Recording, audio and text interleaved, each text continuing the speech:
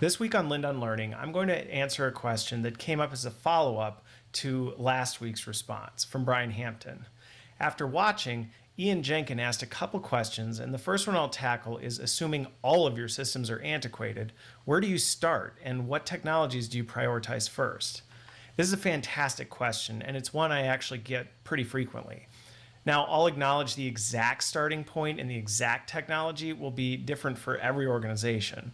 However, I believe my answer provides a construct and framework that everyone can follow, and it allows for that organizational nuance.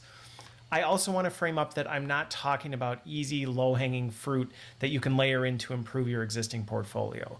There are tons of inexpensive cloud solutions out there that you can use to do that, and they're all great things, but I wouldn't consider that transformative or an overhaul to your digital learning ecosystem. So if all of your systems are antiquated, my most important recommendation is that you actually don't start with the technology. The reason being, if your systems are antiquated, there's a really good chance much of the other stuff you're doing is also antiquated. So if you don't tackle that first, the greatest and most modern system in the world isn't going to do anything for you.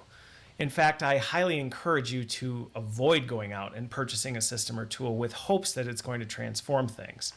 Chances are you'll end up taking your antiquated content, processes, and programs and just dumping them into the fancy new platform, which won't accomplish anything.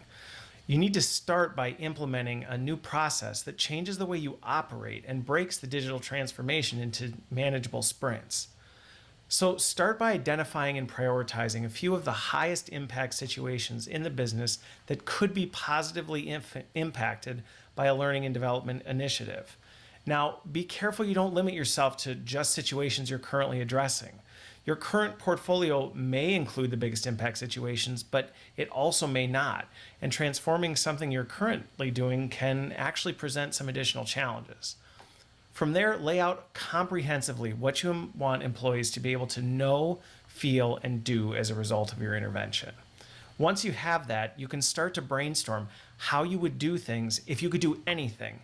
Honestly, this is the hardest part for a lot of folks. The way things have been done and the reasons you can't do them a certain way always seem to creep in, and it's critical during this stage that you don't limit the possibilities. This exercise maps the delta of where you are today and where you want to be, starting the process of building out the most important problems you want to solve and what technology requirements you have to accomplish that. Only when you're at this point should you even start to begin exploring what technology is available to determine how it will help solve those problems. If you don't, you'll go buy a hammer and everything will look like a nail. Now, once you've found some tools, platforms that can help solve these, put them into action in small sprints to see what happens.